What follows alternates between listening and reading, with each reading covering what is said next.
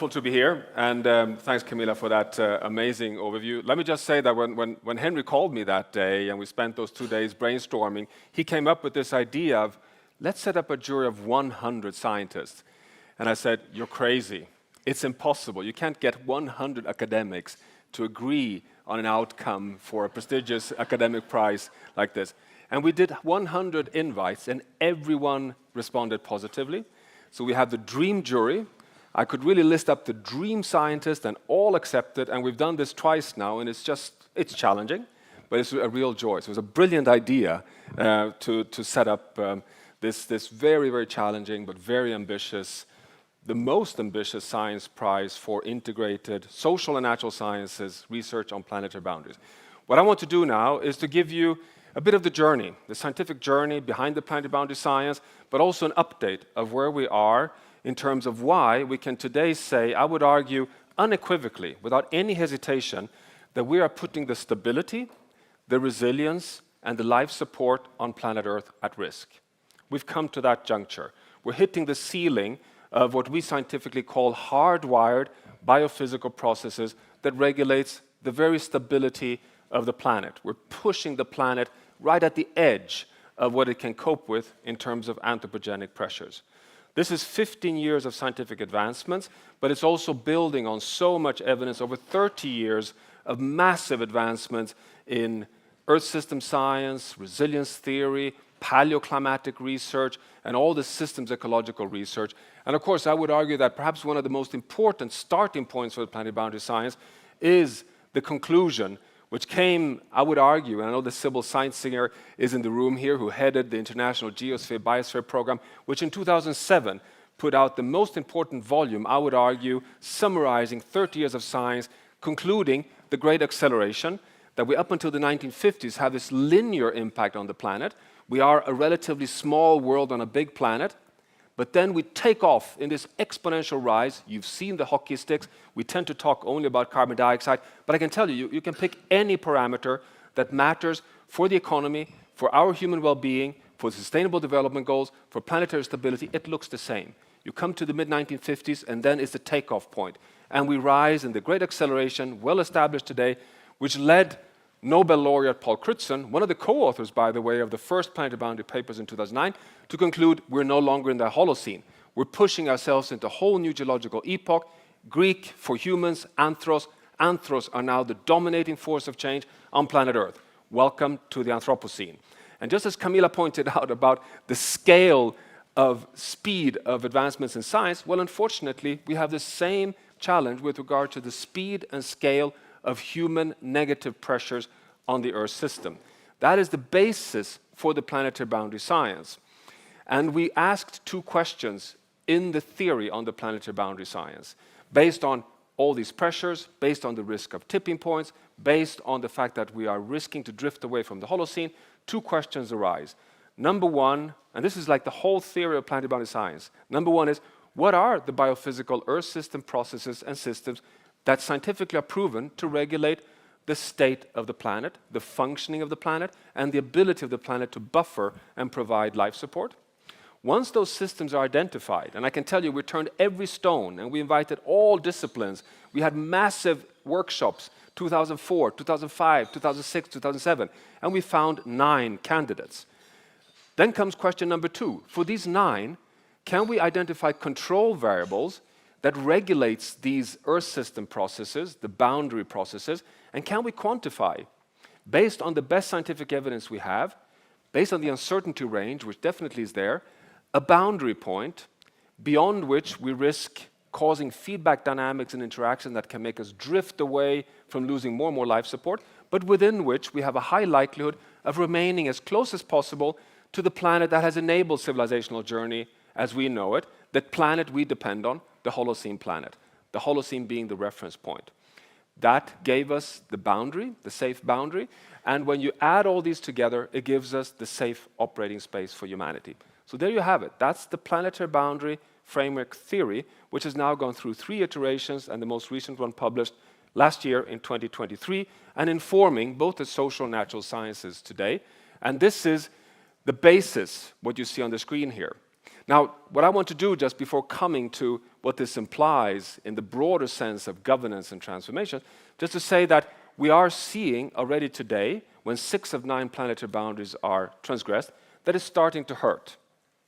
You may know that on average over the past 15, 20 years, the cost for our unsustainable pressures on the Earth system is in the order of $100 billion per year.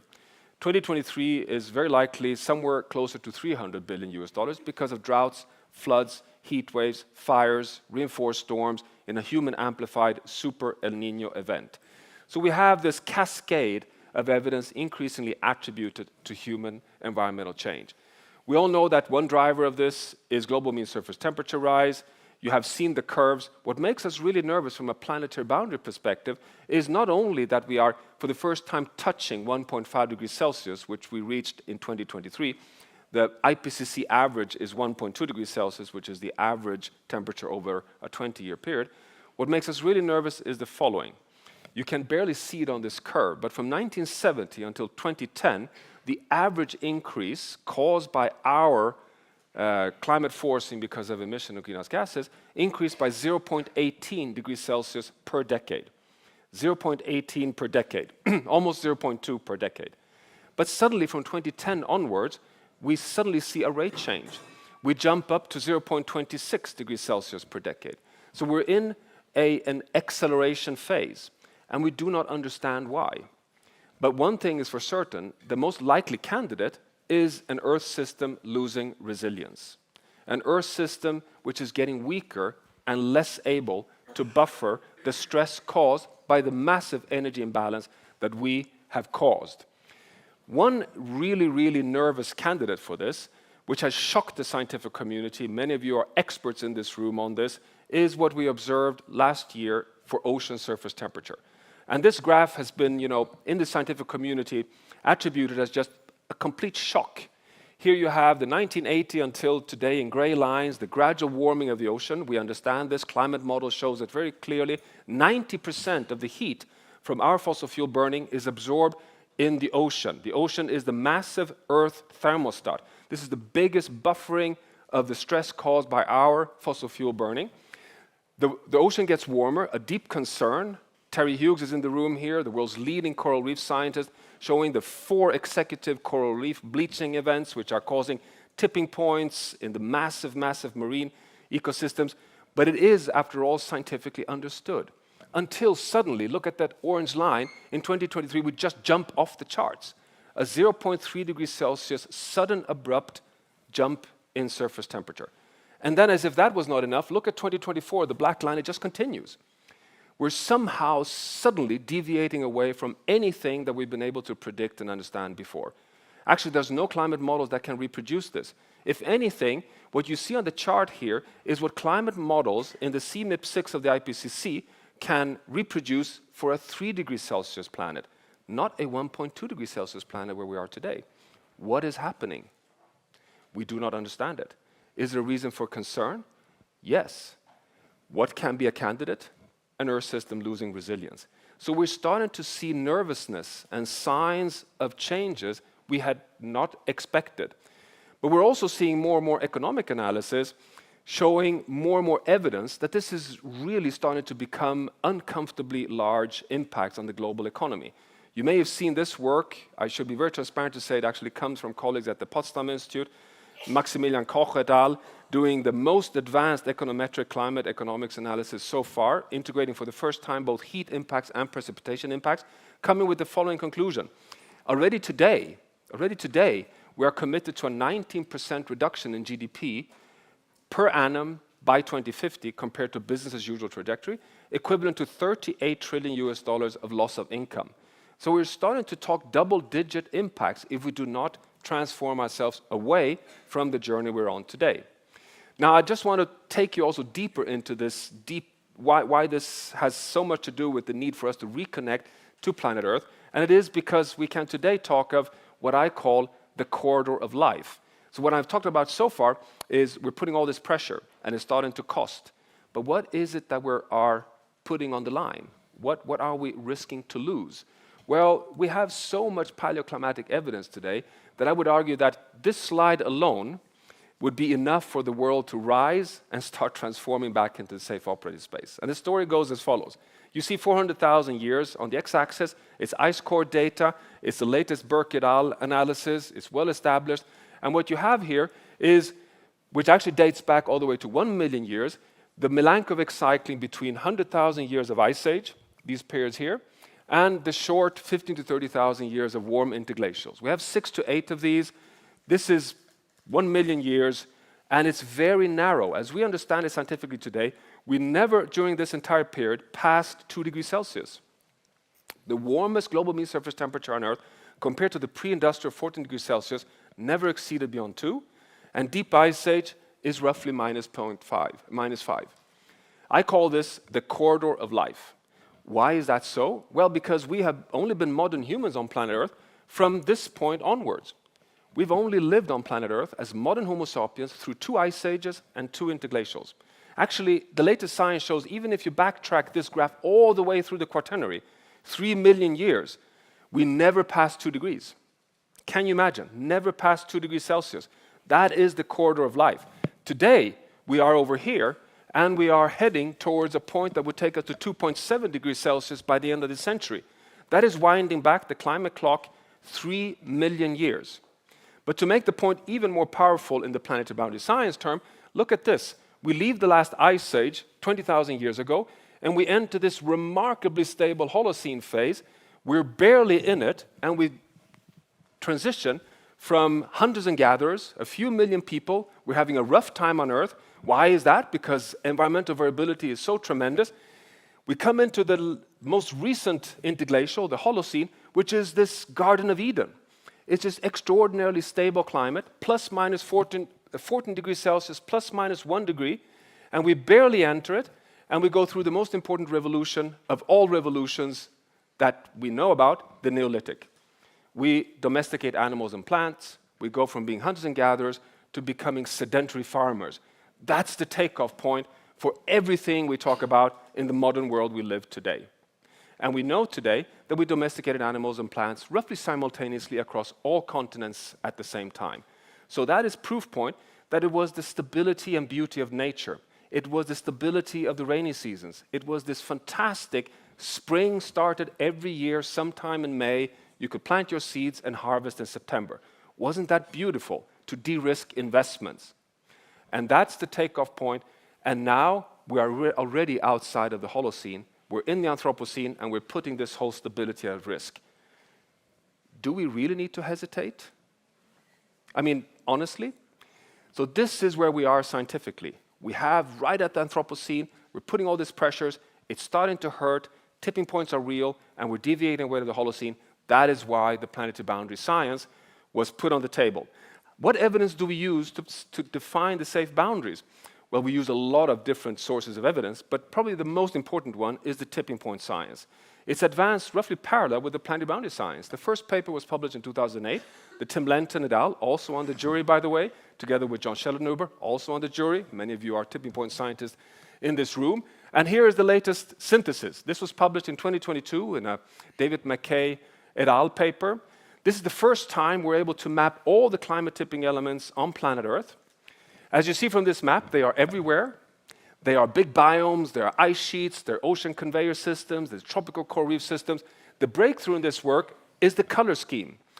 For the first time, we were able to assess at what temperature levels are these systems likely to cross their thresholds. And the drama here is, in this conclusion, is that 5 of these systems, which you see blinking up now, are likely to cross their tipping points already at 1.5 degrees Celsius of global mean surface temperature rise. Greenland ice sheet, West Antarctic ice sheet, losing all tropical coral reef systems, livelihoods of over 300 million people, abrupt thawing of permafrost, and destabilizing of the Labrador Sea convection, the sea current southwest of Greenland. Now, just those 2 ice sheets hold 10-meter sea level rise. Of course, it wouldn't be a tsunami flood the day after crossing the tipping point. It may take 1,000 years for these to melt, but the rate would change and it would be unstoppable. What right do we have to hand over to future generations a less livable world that would irreversibly slide in this direction? We put the boundary to stay away from these tipping points. That's how the science advances. This means that 1.5 is not a target, it's not a goal, it's not something you negotiate with. Science shows it's a boundary, it's a limit. You want to stay away from it, you want to aim everything we can to hold off from it. Can we do that? Well, unfortunately, the scientific conclusion today is we cannot hold ourselves away from breaching 1.5. That is a dire but an honest and important information that today overshoot is, I would argue, inevitable. How does that look like? Well, to begin with, we know we need to decarbonize the global economy to have any chance of coming close to 1.5. So that's the blue journey here you have. That's quite interesting. The planetary boundary science gives us a number, the boundary, 1.5. That translates to a budget. The budget is finite. It gives us 200 billion tons of carbon dioxide remaining for a safe landing. Do you want to just burn that over the next 5 years? We emit 40 per year. You would consume it in 5 years? Of course not. You want to have an orderly phase out. So that's what science gives humanity, an orderly pathway. That's what we define as the carbon law, cutting emissions by half every decade. That's what the European Union has. John Bell is here leading the way on the European Green Deal. That is when science really, really informs policy. A number, a budget, accounting, a pathway, a safe landing. That is the path we have to follow. But even if we follow that pathway, the latest IPCC assessment shows that overshoot is inevitable. What you see here are the 1.5 degrees Celsius aligned, so-called C2 scenarios in the IPCC that are, I mean, we're talking really SSP1, RCP 1.9 for you, those of you who are in that jargon. So we're talking about decarbonizing the global economy at record speed, but still, we will very likely crash through the 1.5 degrees Celsius boundary somewhere between 2030 and 2035. That's the best message we have to humanity. Then we have, at best, an overshoot period of some 30, 40 years between 0.1 to 0.3 degrees Celsius before we may, as you see, come back to 1.5 by the end of the century. That's like the best path we today can offer. What does this mean? Well, it means two things. It means many things, but two key messages. Number one, buckle up, because it will be a jumpy ride. Because we can say with 100% certainty that this means more extreme events, more droughts, more floods, more disease, more fires, more reinforced storms. That is a certainty. Number two, why would we come back? Why would we safely land back? Well, I can tell you there's only one answer: planetary boundaries. It requires a resilient, healthy Earth system to continue buffering and not cross tipping points. That is why we need the planetary boundary framework today. We cannot continue transgressing the climate boundary, putting the planet under a tremendous, potentially unmanageable energy imbalance, while at the same time pulling the rug out of the buffering capacity of the living biosphere, biodiversity, land, fresh water, the nutrient cycles of nitrogen and phosphorus, the ocean, air quality, because these are undermining the strength of the Earth system to be able to absorb, which the planet is doing today, 50% of carbon dioxide on land and in ocean. Why is this happening on land? It's intact nature doing it. So when you see that the planetary boundaries of biosphere integrity, land, fresh water, nitrogen, phosphorus are outside of the safe space, that is a planet that we are weakening at a point when we need a strong planet to deal with the climate crisis. So even if you care only about solving the climate crisis, I can tell you there is no Paris Agreement without planetary boundaries. Even if we phase out coal, oil, and gas, we will still fail unless we adopt a planetary boundary approach. And I'm not making marketing for this framework. You can take any framework. The key is we have to have a whole Earth system approach to have a safe future for humanity on planet Earth. Now the question is this still possible? Well, it's not only about safety, it's also about justice. Together with many social scientists, many of you in the room, we've advanced a whole new concept of redefining the global commons. The global commons, as you know, have been for 50 years understood as being the big systems outside of national jurisdictions, owned by nobody, thereby owned by all of us. Antarctica, the high seas, the atmosphere, outer space. Scientifically, we now show we have to redefine this. The global commons are actually all the biophysical systems that we collectively depend on for our livelihood on planet Earth, irrespective of whether inside or outside of national jurisdictions. This means that the Greenland ice sheet is a global commons. The Amazon rainforest, the life in Villar will change if the Amazon rainforest crosses a tipping point because of the massive carbon release that would be caused in that trajectory. The planetary commons, therefore, defines all the tipping elements as planetary commons, which would be a new governance regime for a planetary boundary future for humanity. I just share this to show that the Frontiers Planet Prize is not only about the natural science part. It's really about what does this imply for our relationship with planet Earth in terms of political science, in terms of behavioral science, in terms of equity, in terms of our ability for institutional development. And here you have the list of tipping elements and therefore the new global commons. I won't go through that list, but just show that this becomes a much more complex list. Finally, just to say that we've taken the planetary boundary science into the Earth Commission, the first attempt of having a global scientific assessment mechanism for safety and justice on planet Earth.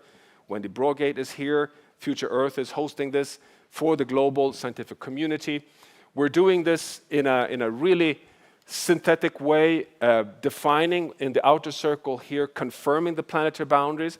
But what is so important to break through in this work are the blue lines here that show, just look at the climate wedge. The safe boundary is defined, as I've already shared with you, to 1.5 degrees Celsius. Beyond that point, we risk causing irreversible changes and crossing tipping points. That's for safety. But the big question posed by the social sciences is, at what point do we actually exceed acceptable, significant harm to people? When do we hurt people beyond what is acceptable? When do we have millions of people, communities, countries, livelihoods undermined? And the social sciences puts that number in the blue line, which is 1 degree Celsius.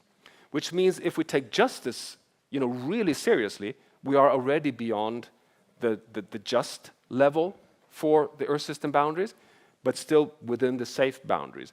And the same applies for air pollution and for nitrogen loading, but the others actually, safety and justice, align. That's quite interesting.